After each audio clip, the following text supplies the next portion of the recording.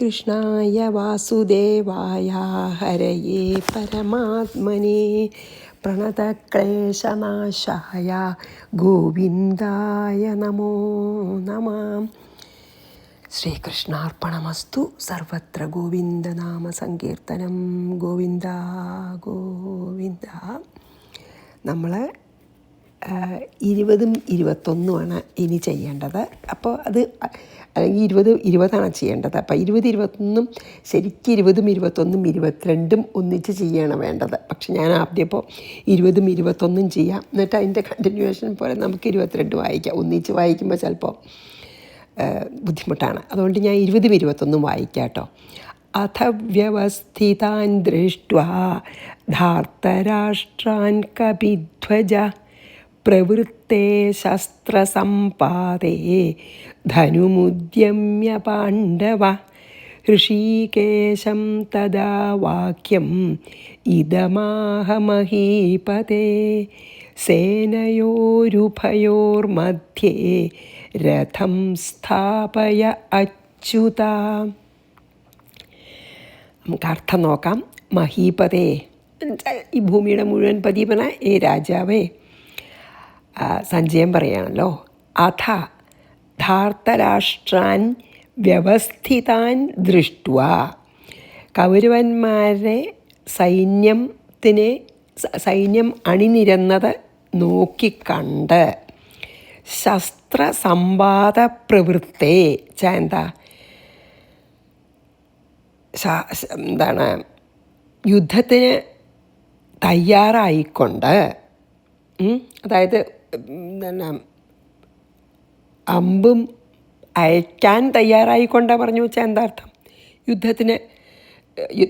യുദ്ധം തുടങ്ങാൻ തയ്യാറായിക്കൊണ്ട് ധനു ഉദ്യമ്യ, വില്ല് ഉയർത്തിപ്പിടിച്ച് കപിധ്വജ. കപിധ്വജൻ എന്ന് പറഞ്ഞാൽ ഇവിടെ അർജുനാണ്. കാരണം ആരുടെ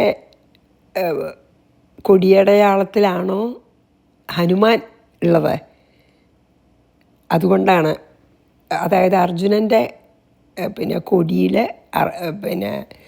ഹനുമാനാണുള്ളത്. അതാണ് കപിധ്വജൻ എന്ന് പറഞ്ഞാൽ. അതായത് Hanuman, Arjuna who has Hanuman on his flag, അതാണ് കപിധ്വജൻ. കപി പറഞ്ഞാൽ ഹനുമാനാണ്. അപ്പോൾ ധ്വജം പറഞ്ഞാൽ കൊടിയല്ലേ. ആരുടെ കൊടിയിലാണോ ഹനുമാൻ്റെ ചിത്രമുള്ളത് ആ ആളാച്ചാൽ ഇവിടെ അർജുനൻ. കപിധ്വജ ഋഷികേശം ഇതം വാക്യം ആഹ. എന്താ പറഞ്ഞ? ഇങ്ങനെ പറഞ്ഞു കൃഷ്ണനോട്. എന്താ പറഞ്ഞ?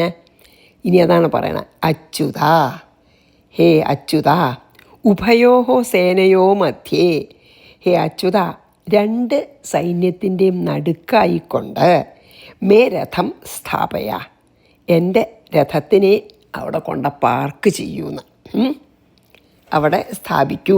രണ്ട് സേനയുടെയും നടുക്കായിട്ട് കുറച്ച് സ്ഥലം ഉണ്ടാവുമല്ലോ. ഒരു ഭാഗത്ത് ഒരു സൈന്യം, മറ്റേ ഭാഗത്ത് ശത്രു സൈന്യം. അപ്പം നടുക്ക് കുറച്ച് സ്ഥലം ഉണ്ടല്ലോ. അവിടേക്ക് ഈ രഥം നീക്കിയിട്ട് കൊണ്ടുപോയിട്ട് അവിടെ നിർത്തൂ എന്നാണ് പറയണത് കേട്ടോ.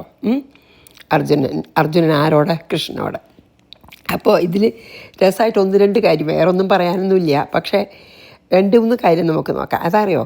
ഒന്നാമത്തെ, പാണ്ഡവന്മാർ അവരുടെ അങ്ങേയറ്റം ശ്രമിച്ചു. എന്തിന്? ഈ യുദ്ധം ഇല്ലാതിരിക്കാൻ വേണ്ടിയിട്ട്. പലതരത്തിൽ കൃഷ്ണനെപ്പോലും അവസാനം മെസ്സഞ്ചറായിട്ട് അയച്ചുല്ലോ, അല്ലേ? എന്നിട്ടും കൃഷ്ണൻ ഭഗവാൻ അവിടെ ദുര്യോധന വിശ്വരൂപമൊക്കെ കാണിച്ച് ദേഷ്യപ്പെട്ട് പോരേണ്ടി വന്നു. ഒന്നും സമ്മതിക്കില്ല അവർ, അല്ലേ? ഒരു സൂചി കുത്താൻ പോലും സ്ഥലം കൊടുക്കില്ല എന്ന് ഉറപ്പിച്ച് പറഞ്ഞുല്ലോ ദുര്യോധനൻ. അപ്പോൾ എത്ര യുദ്ധം ഇല്ലാതിരിക്കാൻ വേണ്ടി അങ്ങേയറ്റം സമാധാനം സന്ധിക്കൊക്കെ ശ്രമിച്ചു വെച്ചാലും ഒന്നും പറ്റാതെ അവർക്ക് യുദ്ധം തന്നെ വേണമെന്ന് മനസ്സിലായപ്പോൾ അർജുനൻ ആക്ച്വലി വളരെ he was actually hoping against hope last moment വരെ അവരങ്ങനെ ഒരു ഡീലിന് എഗ്രി ചെയ്യുന്നൊക്കെ. പക്ഷേ അവർ തീർച്ചയായിട്ടും യുദ്ധം വേണമെന്നുള്ള നിലയ്ക്ക് തന്നെ ആയപ്പോൾ പിന്നെ അതിന് റെഡിയായി. അപ്പോഴാണല്ലോ കൃഷ്ണനെ ചൂസ് ചെയ്തു. ദുര്യോധനൻ യാദവ സൈന്യത്തിന് ചൂസ് ചെയ്തുല്ലോ. അങ്ങനെ ഇതിപ്പോൾ റെഡിയായി നിൽക്കപ്പോഴാണ് പറഞ്ഞത്, എൻ്റെ ഈ രഥം ഒന്ന് ആ 2 സൈന്യത്തിൻ്റെയും ഇടയ്ക്ക് നിർത്തൂ എന്ന് പറഞ്ഞു, അല്ലേ? അപ്പം ഇവിടെ നമുക്ക് ഒരു കാര്യം നമുക്ക് മനസ്സിലാക്കാം. അർജുനൻ ആദ്യം തന്നെ യുദ്ധമില്ലാതെ സമാധാനം വേണമെന്നായിരുന്നു, നിവൃത്തിയില്ലായിട്ട് വന്നതാണ് ഒന്ന്. ഇനി നോക്കൂ, ഇവിടെ അച്യുത എന്നാണ് ഭഗവാനെ സംബോധന ചെയ്യണത്. ഈ എന്താണ് ഗീതയിൽ ഓരോ സമയത്ത് ഓരോന്ന് പറഞ്ഞാണ് അർജുനൻ ഭഗവാനെ വിളിക്കണതും അല്ലെങ്കിൽ സംബോധന ചെയ്യണതും. ഭഗവാൻ അർജുനനെ സംബോധന ചെയ്ത് ഉത്തരം പറയണതും ഒക്കെ പിന്നെ വ്യാഖ്യാതാക്കൾ പറയണത് അതൊക്കെ വളരെ മീനിങ് ഫുള്ളാണെന്നാണ്. ഇവിടെ ഇപ്പോൾ നോക്കൂ, അഡ്രസ്സിങ് ഭഗവാനെ അച്യുത എന്ന് വളരെ മീനിങ് ഫുള്ളാണെന്ന്. എന്താ വെച്ചാൽ one who never makes a mistake, അല്ലെങ്കിൽ one who has no fall, ച്യുതിയില്ലാത്ത ആളാണ് അച്യുതൻ. ച്യുതി മീൻസ് ഒരാൾ ഒരു മിസ്റ്റേക്ക് വരുത്താത്ത ആളെന്നോ, അല്ലെങ്കിൽ ഒരിക്കലും ഒരു ഫോളില്ല, വീഴ്ചയില്ലാത്തവൻ, ച്യുതിയില്ലാത്തവൻ. അല്ലെങ്കിൽ വേറെ പല അർത്ഥങ്ങളും ഞാൻ കണ്ടു. എന്താ അറിയോ, സത്യത്തിൽ നിന്നും ഡൈഗ്രസ് ചെയ്യാത്ത ആൾ, അല്ലെങ്കിൽ ആനന്ദത്തിൽ നിന്നും ഒരിക്കലും വഴുതി വീഴാത്ത ആൾ. കാരണം ഭഗവാൻ സച്ചിദാനന്ദ സ്വരൂപനാണല്ലോ, അതൊന്നും ഒരിക്കലും വീഴ്ചയില്ല. എപ്പോഴും സച്ചിദാനന്ദൻ തന്നെ പേഴ്സോണിഫൈഡ് ആണല്ലോ, സ്വരൂപമാണേ. അപ്പോൾ അതിന്ന് ച്യുതിയില്ല എന്നാവാം, സത്യത്തിൽ നിന്ന് വ്യതിചലിക്കാത്ത ആളെന്നാവാം, ഒരിക്കലും തോൽവിയില്ലാത്ത വീഴ്ചയില്ലാത്ത ആളെന്നാവാം. അങ്ങനെ ഒരാളെ ആണ് അർജുനന് കിട്ടിയിരിക്കുന്നത്. ഹീസ് ഇനി ലേറ്റർ അങ്ങനെ ഒരാളിലാണ് ശരണാഗതി അടയാൻ പോണത്. He's taking refuge in such a person, means ഭഗവാനല്ലേ. അപ്പോൾ മാത്രമല്ല, ഇവിടെ നമുക്ക് ഒന്നും കൂടി കാണാമെന്ന് പറയേണ്ടത് എന്താ അറിയോ, ഈ കുറച്ച് സമയത്തേക്ക് പിന്നെ അർജുനൻ കുറച്ചൊരു അഹങ്കാരം തന്നെ ഉണ്ടായി. കൃഷ്ണൻ ആരാ അതൊക്കെ അറിയുകയൊക്കെ ചെയ്യാൻ നല്ല ഒരു ഇതുണ്ടെന്ന്. എങ്കിലും ആ സമയത്ത് കൃഷ്ണനെ വെറും ഒരു ചാരിയേറ്ററായിട്ട് കണ്ടിട്ടാണ് ആ ഒരു ഈഗോ, അഹങ്കാരം കാണാൻ നമുക്ക്. എന്താ അറിയോ, ഈ ഒരു രാജാവ് കൽപ്പിക്കണ പോലെയാണ്. ഒരു രാജാവ് ഒരു വെറും പിന്നെന്താണ് ചാരിയേറ്ററോട്, സാരഥിയോട് കൽപ്പിക്കണ പോലെയാണ് ഇതിൽ പറയണതേ. സേനയോരുഭയോർ മധ്യേ രഥം സ്ഥാപയ അച്യുത. ഒരു കമാൻഡ് പോലെയാണ് പറയുന്നത്, ഒരു കൽപ്പന പോലെയാണ്. അപ്പോൾ കുറച്ച് നേരത്തേക്ക് അർജുനൻ്റെ ആ ഹ്യൂമിലിറ്റിയൊക്കെ അല്ലെങ്കിൽ ആ വിനയമൊക്കെ നഷ്ടപ്പെട്ട പോലെയാണ് ഇതിൽ സംസാരിക്കണം. അപ്പോൾ കൃഷ്ണനൊന്നും പറഞ്ഞില്ല, ഒരു കൽപ്പന പോലെയാണ് ചെയ്തത്, രാജാവിൻ്റെ ഓർഡർ പോലെ. പക്ഷെ കൃഷ്ണനൊന്നും പറഞ്ഞില്ല. അപ്പോൾ അത് നമുക്കിവിടെ നോക്കാം. കാരണം എന്താ പറയുക, എപ്പോഴും ആ അഹങ്കാരമുണ്ട്. ഇപ്പോഴും ഞാൻ മധ്യപാണ്ഡവനാണ്, എനിക്കിനി അങ്ങനെ ഒരു വിചാരം ആ സമയത്ത് ഉണ്ട്. അതുകൊണ്ടാണ് അങ്ങനെ കൃഷ്ണനൊരു ഓർഡർ ചെയ്തതെന്നൊന്ന്. പിന്നെ ഇപ്പം ഇവിടെ നമ്മുടെ ലൈഫായിട്ട് കമ്പയർ ചെയ്യുക വെച്ചാൽ, നമ്മുടെ ലൈഫിലത്തെ വിഷമ സന്ദർഭങ്ങൾ, അതായത് life of sorrow and suffering, നമ്മൾ ഇങ്ങനെ ഈശ്വരനോട് നമ്മളിങ്ങനെ പരാതി പറയുമ്പോൾ ഭഗവാൻ നോക്കും. ഇവിടെ ഭഗവാൻ ഒന്നും പറഞ്ഞില്ല, ശരി പറഞ്ഞ് അങ്ങോട്ട് നീക്കി നിർത്തുക ചെയ്യണ രഥേ. അപ്പോൾ അർജുനൻ ഓർഡർ ചെയ്താലും കംപ്ലയിൻറ്റ് ചെയ്താൽ ആദ്യം ഭഗവാൻ മിണ്ടാതിരിക്കും.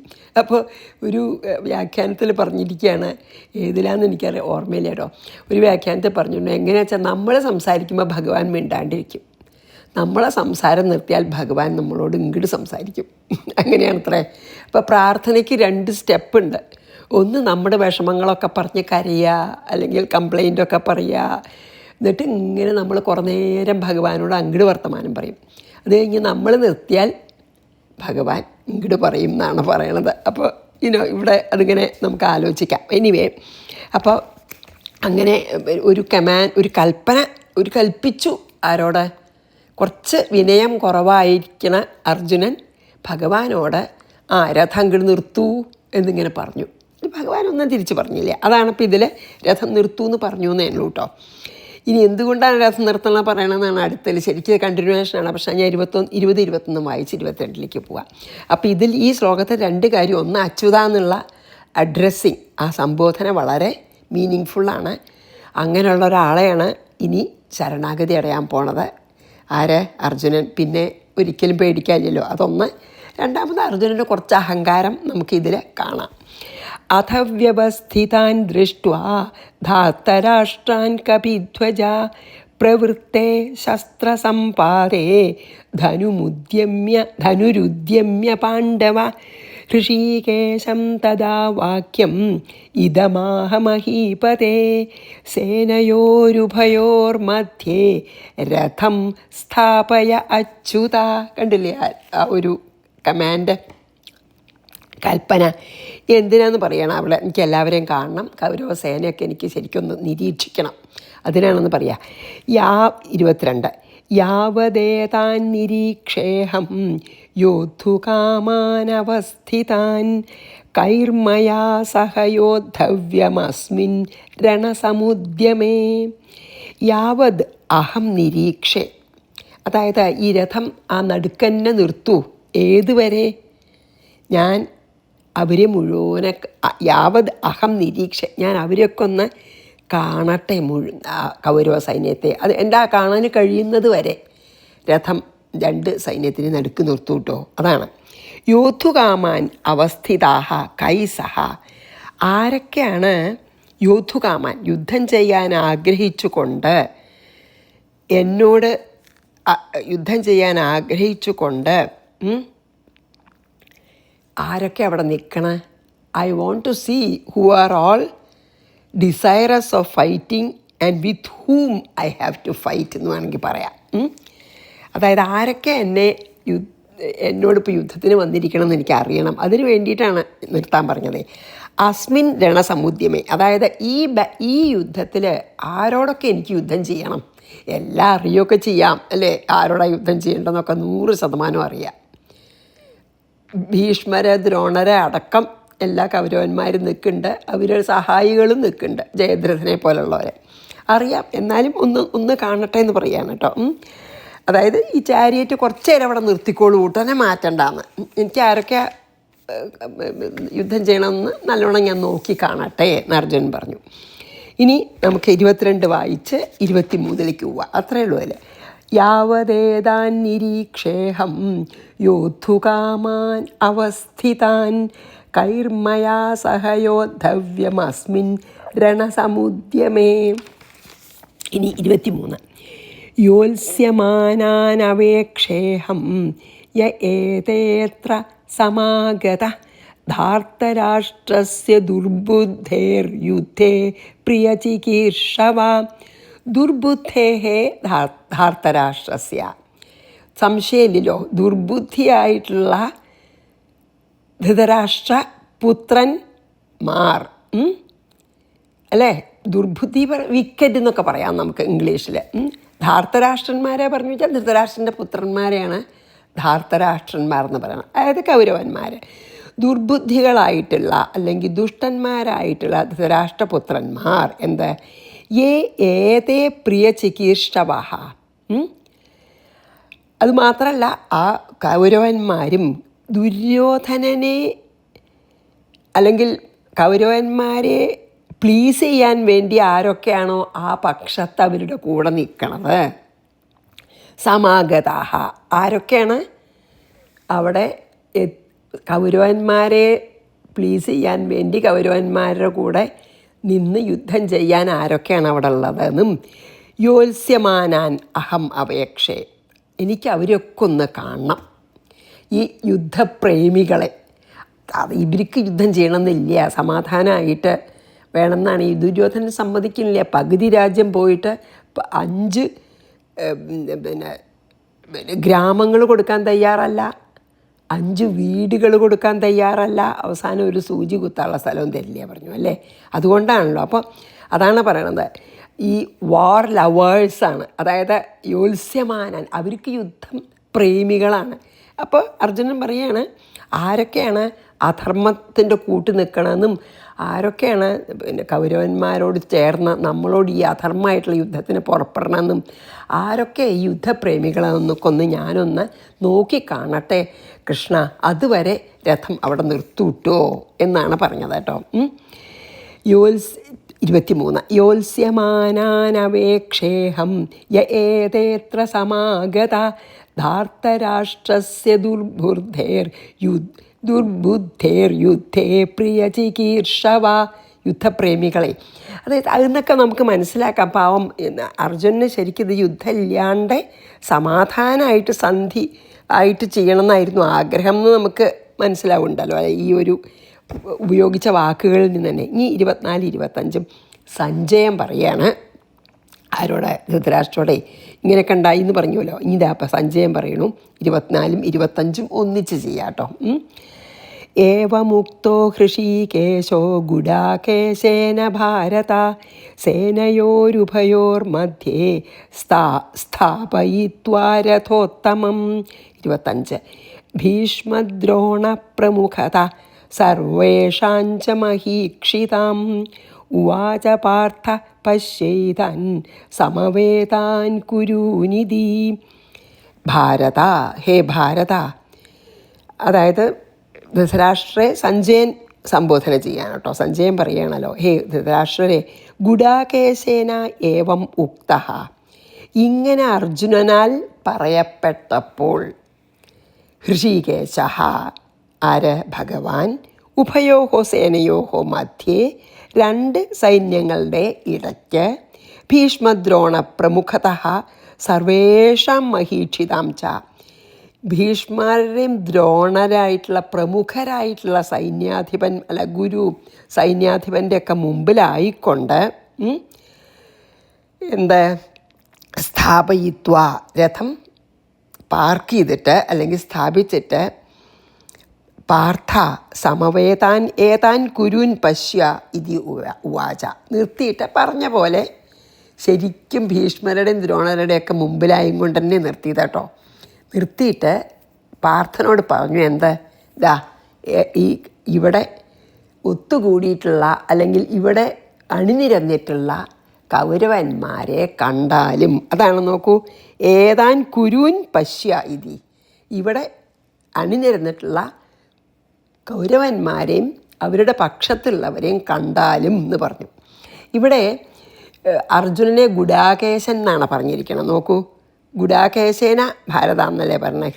ഗുഡാകേശൻ ഹൃഷീകേശനോട് പറഞ്ഞു എന്നാണ് പറഞ്ഞത് അല്ലേ. അപ്പോൾ ഗുഡാകേശൻ എന്ന് പറഞ്ഞാലുള്ള ഒരർത്ഥം എന്താ വെച്ചാൽ 2-3 നിലയ്ക്കത് പറയാം. എന്താ അറിയോ, അവനവൻ്റെ ഇഷ്ടത്തിനനുസരിച്ച് ഉറങ്ങാൻ പറ്റുന്ന ആളെന്ന് വേണമെങ്കിൽ പറയാം. അതായത് one who has win over sleep, ഇഷ്ടം പോലെ ഉറങ്ങാതിരിക്കുകയെ ഉറങ്ങുകയെ ചെയ്യാം. ഓൾസോ വേറൊരർത്ഥമുണ്ട്, ഉറങ്ങാതെ തപസ് ചെയ്ത ആൾ 6 മാസമൊക്കെ ഉറങ്ങാതെ തപസ് ചെയ്തിട്ടുണ്ട്. അപ്പോൾ അതിൻ്റെ ഒരു ഗുഡാകേശൻ എന്ന് പറഞ്ഞാൽ പലതരത്തിലുള്ള അർത്ഥമുണ്ട്. ഒന്ന്, ഉറക്കത്തിനെ ജയിച്ച ആളെന്ന്, ഉറക്കത്തിനെ അവനവൻ്റെ ഇഷ്ടം പോലെ ജയിച്ച ആളാണെങ്കിലാണല്ലോ ഉപയോഗിക്കാൻ പറ്റുക. അപ്പോൾ ഉറക്കത്തിന് ജയിച്ച ആൾക്ക് ഉറങ്ങാണ്ടിരിക്കുകയോ ഉറങ്ങുകയോ ചെയ്യാമല്ലോ, അങ്ങനൊരർത്ഥം. പിന്നെ one who has one over അജ്ഞാന നിദ്ര, അജ്ഞാനമാകുന്ന ഉറക്കത്തിൽ നിന്നും ഉണർന്നവനുണ്ട്. ഇപ്പം ശരിക്കും മുഴുവൻ ജ്ഞാനമൊന്നും ആയിട്ടില്ലെങ്കിലും ഹീ ഈസ് വെരി സാത്വിക്, ആ ഒരർത്ഥമുണ്ട്. എന്തായാലും ഗുഡാകേശൻ എന്ന് പറഞ്ഞാൽ സാധാരണ നിലയ്ക്ക് പറയുക, ഉറക്കം അവനവൻ്റെ നിയന്ത്രണത്തിലായിട്ടുള്ള ആൾ. ഹീ ഈസ് ആക്ച്വലി 1 ഓവർ, പിന്നെ he can sleep at his will എന്നോ എന്താ വെച്ചാൽ പറയാം, അല്ലെങ്കിൽ one who has 1 over sleep എന്നോ എന്താ വെച്ചാൽ പറയാം. പിന്നെ ഈ രഥം ഉണ്ടല്ലോ, ഉത്തമ രഥം എന്ന് പറഞ്ഞല്ലോ, അത് വരുണൻ കൊടുത്തതാണ് ആർക്ക്, അർജുനന്. ആ രഥത്തിലാണ് ഹനുമാനാണ് കൊടിയടയാളം എന്ന് പറഞ്ഞല്ലോ നമ്മളത്. പിന്നെ ഓഫ് കോഴ്സ് പാർത്ഥ എന്നും ഉണ്ട്. പാർത്ഥ എന്ന് പറഞ്ഞാൽ പൃഥകുന്തിയാണല്ലോ, കുന്തിയുടെ മകൻ എന്നും അല്ലെങ്കിൽ ഭൂമിയുടെ മകൻ എന്നൊക്കെ നമുക്ക് പറയാം. എനിവേ ഇവിടെ പിന്നെ അർജുനൻ്റെ വാക്കുകൾ കേട്ടപ്പോൾ കുറച്ചൊരു വ്യത്യാസം തോന്നി. കാരണം ഒരു ഡിഫിഡൻസോ ഒക്കെ തോന്നുന്നുണ്ടതില്ലേ, ആത്മവിശ്വാസമില്ലായ്മ. എനിവേ ഒന്നും പറഞ്ഞില്ല. ആസ് നമ്മൾ കഴിഞ്ഞ ശ്ലോകത്തിൽ പറഞ്ഞ പോലെ അർജുനൻ്റെ പറയലൊക്കെ കഴിയട്ടെ, അങ്ങനെയാണ് നമ്മളായാലും ഭഗവാൻ അങ്ങനെയാണെന്നാണ് പറയണത്. ഓക്കെ, അപ്പോൾ എന്തിനാ വെച്ചിട്ടുണ്ടോ വേറൊരു കാര്യം, വേണച്ചിട്ടാണ് ഭഗവാനെ ഈ മുമ്പിൽ നോക്കൂ, ഭീഷ്മരുടെയും ദ്രോണരുടെയും ഏകദേശം 2 ആളുടെയും മുമ്പിലായിട്ടാണ് രഥം നിർത്തിയത്. എന്താ വെച്ചാൽ അറിയാം അർജുനന് ഭീഷ്മരോടും അത്ര ബഹുമാനമാണ്. ഭീഷ്മ പിതാമഹനാണ് അവരെ വളർത്തിയ ആളല്ലേ, അച്ഛനും കൂടി ഉണ്ടായിരുന്നില്ല. എത്ര ബഹുമാനമാണ് അങ്ങനെയുള്ള ഭീഷ്മരോടും എത്ര ബഹുമാനമാണ്. ദ്രോണരെ ഗുരുവാണ്. അർജുനൻ്റെ എല്ലാ വിജയങ്ങൾക്കും വില്ലാളി വീരനാവാൻ അങ്ങേയറ്റം അനുഗ്രഹിച്ച ആളാണ് ദ്രോണരാണ് എല്ലാം പഠിപ്പിച്ചത്. അപ്പോൾ അവരോടൊക്കെ യുദ്ധം ചെയ്യാൻ അർജുനന് ഭയങ്കര വിഷമം ഉണ്ടാവുന്ന ശ്രീകൃഷ്ണൻ അറിയാം. അതുകൊണ്ട് തന്നെ അവിടെ കൊണ്ടു നിർത്തി. അങ്ങനെ വിഷമം ഉണ്ടാവണം. ആ വിഷമത്തിൽ നിന്നാണ് അർജുനന് ആ വിഷാദ യോഗം ഉണ്ടാവണതേ.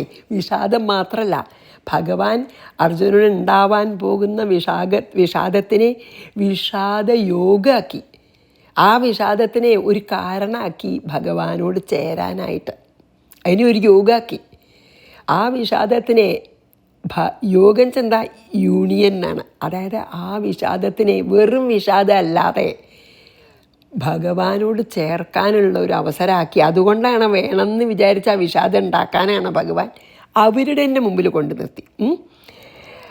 അതായത് ഭഗവാൻ ഈ ഒരു സമയത്ത് ശരിക്കും പറയാച്ച അർജുനൻ്റെ വിഷൻ ഉണ്ടല്ലോ, അതിനെ ഒരുപാട് സ്വാധീനിക്കാൻ വേണ്ടിയിട്ട്, അല്ലെങ്കിൽ സ്വാധീനിച്ചിരിക്കണം ഭഗവാൻ. അതിന് വേണ്ടിയിട്ടാണ് ഈ അതായത് കൗരവന്മാരോട് ഇത്ര അറ്റാച്ച്മെൻറ്റും, അല്ലെങ്കിൽ ഇപ്പോൾ ഇതിന് മുമ്പ് തന്നെ ഈ യുദ്ധത്തിനൊക്കെ റെഡിയായിട്ട് ഇവിടെ യുദ്ധഭൂമിയിൽ കുരുക്ഷേത്രത്തിൽ വരണേന് മുമ്പ് തന്നെ യുദ്ധം വേണ്ടാന്ന് പറഞ്ഞിരിക്കാമല്ലോ. പക്ഷേ ഇപ്പോഴാണ് അയ്യോ എനിക്ക് ഇത്ര സ്നേഹമുള്ളവരോട് യുദ്ധം ചെയ്യാൻ വയ്യ എന്നൊക്കെ തോന്നിപ്പിക്കുകയാണ് ഭഗവാനെ. അതാണ് എല്ലാം നമ്മളുടെ ഓരോ ഇതും ഭഗവത് പ്രേരിതാണെന്ന് പറയുകയാണ്. അതാണ് ഇവിടെ കാണിക്കണം. അതായത് ഭഗവാൻ made him see the enemies with too much attachment, വല്ലാത്ത ദയ. ക്ഷത്രിയന്മാർക്ക് യുദ്ധത്തിന് വന്ന് അങ്ങനെ ദയ ഉണ്ടായാൽ യുദ്ധം ചെയ്യാൻ പറ്റുമോ? നമ്മളെപ്പോലെയുള്ള ആൾക്കാരെ പോലെ ദയ നമുക്ക് യുദ്ധം ചെയ്യാൻ പറ്റില്ല ക്ഷത്രിയന്മാർക്ക്. പക്ഷേ വലിയൊരു വീരനാണ് ഇനും അർജുനൻ. പക്ഷെ അർജുനൻ്റെ മനസ്സിലത് ഉണ്ടാക്കിച്ചു. അത്ര അറ്റാച്ച്മെൻറ്റും നല്ല ദയയും, അങ്ങനെ യുദ്ധത്തിലത്തെ സഫറിങ്സും. പിന്നെ ഒരു യുദ്ധം ഉണ്ടായാലത്തെ എത്രമാത്രം ആൾക്കാരതിൽ സഫറിങ് ഉണ്ടെന്നൊക്കെ അങ്ങോട്ട് തോന്നി. അത് ആ സമയത്ത് ഭഗവാൻ അർജുനൻ്റെ വില്ലാളി വീരനായിട്ടുള്ള അർജുനൻ്റെ മനസ്സിൽ തോന്നിച്ചു. ഒക്കെ ഭഗവാന്റെ സൂത്രമാണ്, എല്ലാം ഭഗവാന്റെ പ്ലാനാണ്. അപ്പോൾ അർജുനനെ ഈ ഇങ്ങനെയുള്ള ചിന്തകളാൽ അർജുനൻ്റെ മനസ്സിനെ ഇങ്ങോട്ട് വളരെയധികം ആജിറ്റേറ്റഡ് ആക്കി. അതുകൊണ്ടാണ് അപ്പം എന്താ വെച്ചാൽ അർജുനൻ്റെ ധൈര്യവും ശക്തിയും ഒക്കെ അങ്ങോട്ട് ചോർന്ന് പോവുകയാണ്. ആ ദുഃഖ ശരിക്കും വിഷാദമായി. അതാണ് പറയണത്. അപ്പോൾ ബുദ്ധൻ പറയണ്ടേ, അത് ഞാൻ എഴുതിയെടുത്തിട്ടുണ്ട്. എന്താ വെച്ചാൽ യതി ജന്മജരാമരണം ന ഭവേത്, യതി ച ഇഷ്ടവിയോഗം ന ഭവേത്, യതി സർവമനിത്യമിതം ന ഭവേത്, ഇഹ ജന്മാനി കസ്യ രതിർന്ന ഭവേത്. എന്ത് ശരിയതാ നോക്കൂ. ഇവിടെ ജന്മം ജര മരണം ഇതൊന്നും ഇല്ലായിരുന്നുവെങ്കിൽ, അതായത് ജന്മമില്ലാണ്ട് പറ്റില്ല, അത് പോട്ടെ, ജനിച്ചതിന് ശേഷം ഓൾഡ് ഏജും മരണവും ഒന്നും ഇല്ലായിരുന്നു ഇവിടെ എങ്കിൽ, ഇവിടെ നമുക്ക് ഇഷ്ടപ്പെട്ട ആൾക്കാരിൽ നിന്ന് പിരിയേണ്ടി വരും എന്നുള്ള വിചാരം ഇല്ലായിരുന്നു എങ്കിൽ. കാരണം കാണുന്നുണ്ടല്ലോ ദിവസേന നമുക്ക് ഇഷ്ടപ്പെട്ടവരൊക്കെ സമയം വരുമ്പോൾ മരിച്ചു പോണതൊക്കെ കാണുന്നുണ്ടല്ലോ. അതൊന്നും അങ്ങനെ ഇല്ലായിരുന്നുവെങ്കിൽ, ഓൾഡ് ഏജും മരണവും ഇല്ലായിരുന്നുവെങ്കിൽ, ഇവിടെ ഇന്ന് കാണുന്നത് മുഴുവൻ എന്നും ഉള്ളതായിരുന്നുവെങ്കിൽ ആർക്കാണ് ജീവിതത്തിനോട് ഇഷ്ടമില്ലാതിരിക്കുക? ഒരിക്കലും വൈരാഗ്യം വരില്ല എന്ന് ബുദ്ധൻ പറഞ്ഞു എന്ന്. അതായത് ഇവിടെ ഈ കാണുന്നതൊക്കെ നിത്യമായിരുന്നുവെങ്കിൽ ഒരിക്കലും ആർക്കും വൈരാഗ്യം വരില്ല. എന്തുകൊണ്ടാണ് ഇതൊക്കെ അർത്ഥമില്ലാത്തതാണെന്ന് നമുക്ക് തോന്നണത്? ജന്മ ജരാ മരണ ദുഃഖം വ്യാധി അല്ലേ, പിന്നെ ഇഷ്ടവിയോഗം, ആൾക്കാരെ പിരിയേണ്ടി വരും. ഇതൊക്കെ കണ്ടുകൊണ്ടാണ് നമുക്ക് ജീവിതം as you get older especially അല്ലേ, വയസ്സാവും തോറും നമുക്ക് ജീവിതത്തിന് വലിയ അർത്ഥമൊന്നുമില്ല, ഒന്നും ഇവിടെ സ്ഥിരമല്ല, എല്ലാം പൊന്തി മറയുന്ന ദൃശ്യങ്ങളാണെന്നൊക്കെ തോന്നാൻ തുടങ്ങുമല്ലോ. അപ്പോൾ അങ്ങനെ അല്ലായിരുന്നുവെങ്കിൽ ആർക്കും ഒരിക്കലും വരില്ല എന്ന് ബുദ്ധൻ പറഞ്ഞാൽ ശരി. അപ്പോൾ അതുപോലെ കുറച്ചൊരു വൈരാഗ്യം വരുത്താനായിട്ട് മനഃപൂർവ്വമാണ് ഇവരുടെ മുമ്പ് കൊണ്ട് നിർത്തിയത്. അപ്പോൾ അവരോട് യുദ്ധം ചെയ്യുന്നത് എങ്ങനെ ഞാൻ അവരോട് യുദ്ധം ചെയ്യുക, ഇത്ര എനിക്ക് സ്നേഹവും തോന്നൂല ഒന്ന്. പിന്നെ അപ്പം ആലോചിപ്പിക്കുകയാണ് ഭഗവാൻ തന്നെ ആ സമയത്ത് ഒരുപാട് ഒരു ക്ഷത്രിയന് വരാൻ പാടില്ലാത്ത അത്ര ദയയും ഒക്കെ തോന്നിപ്പിക്കുമ്പോൾ എന്തായി അർജുനൻ്റെ എല്ലാ വീര്യവും ശൗര്യവും ഒക്കെ അങ്ങോട്ട് ശരിക്കും അലിഞ്ഞു പോവുകയാണ്. അതാണ് നമ്മളിതിൽ കാണുന്നത്. ഭഗവാന്റെ ഓരോ ലൈക്ക് ഭഗവാൻ എപ്പോഴും ഓരോ പ്ലാൻ ഇട്ടിട്ടാണ് ചെയ്യണത്. ഒന്നും മിണ്ടിയില്ല, കണ്ടോ, ഒന്നും മിണ്ടിയില്ല. പറഞ്ഞ പോലെ രഥം അവിടെ കൊണ്ട് നിർത്തി, മുമ്പിലായിട്ട് നിർത്തി. ആരുടെ? ഭീഷ്മരുടെയും. അപ്പം നമുക്ക് 24-25 വായിക്കാം. എന്നിട്ട് എത്ര സമയം? ഓക്കെ, 24-25 വായിച്ച് നമുക്കിന്ന് നിർത്താൻ കേട്ടോ. സഞ്ജയ ഉവാച, സഞ്ജയനാണല്ലോ. ഏവമുക്തോ ഹൃഷീകേശോ ഗുഡാകേശേന ഭാരത സേനയോരുഭയോർമധ്യേ സ്ഥാപയിത്വാ രഥോത്തമം ഭീഷ്മദ്രോണപ്രമുഖത സർവേഷാഞ്ച മഹീക്ഷിതാം ഉവാച പാർത്ഥ പശ്യൈതാൻ സമവേതാൻ കുരൂനിധി. അപ്പം നമ്മളെ എങ്ങനെ ഓർമ്മിപ്പിക്കുകയാണ്. ഇപ്പം അർജുനനെ കംപ്ലീറ്റ്ലി ഓർമ്മിപ്പിക്കലായിട്ടില്ല, മിണ്ടാതെയാണല്ലോ ചെയ്യണത്. പക്ഷെ നമ്മളോട് പറയുകയാണ്, നമ്മൾ ഭഗവാന്റെ കയ്യിലെ വെറും ഉപകരണങ്ങളാണ്. ഭഗവാൻ നമ്മളെ എന്ത് ചെയ്യിപ്പിക്കുന്നുവോ അത് നമ്മൾ ചെയ്യുന്നു. അത് നമ്മളെ ഉള്ളിൽ ഉറച്ചാൽ നമുക്ക് കർമ്മബന്ധനം ഇല്ലയെന്ന് ഇനി വരും അധ്യായങ്ങളിലൊക്കെ ഭഗവാൻ പറയുന്നുണ്ട്. ഇതെന്ന് നമുക്ക് മനസ്സിലാക്കാം. ഭഗവാന്റെ കയ്യിലെ വേറൊരു ഉപകരണമാണ് അർജുനൻ. എത്ര വില്ലാളി വീരനാണ്, എത്ര ആൾക്കാരെ ജയിച്ച ആളാണ്, എത്ര യുദ്ധം ചെയ്ത ആളാണ്. ഇവിടെ വരുമ്പോൾ ആ സർവ ശക്തി, മനസ്സിൻ്റെ ശക്തിയും മെൽറ്റഡ് ഡൗൺ എന്നൊക്കെ നമ്മൾ പറയില്ലേ ഇംഗ്ലീഷിൽ, melted his valor and strength and became sad, full of എന്താ പറയുക ആംഗ്വിഷ് എന്നൊക്കെ പറയില്ലേ, അതാണ് വിഷാദ യോഗത്തിലേക്ക് നമ്മൾ വരികയാണ്. എല്ലാം ഭഗവാന്റെ ഇച്ഛ. അത് പറഞ്ഞ് ഇവിടെ നിർത്താം. ശ്രീകൃഷ്ണാർപ്പണമസ്തു. സർവത്ര ഗോവിന്ദനാമ സങ്കീർത്തനം. ഗോവിന്ദ ഗോവിന്ദ. ഗുരുവായൂരപ്പാ ശരണം. സമസ്താപരാധം ക്ഷമസ്വ മേ.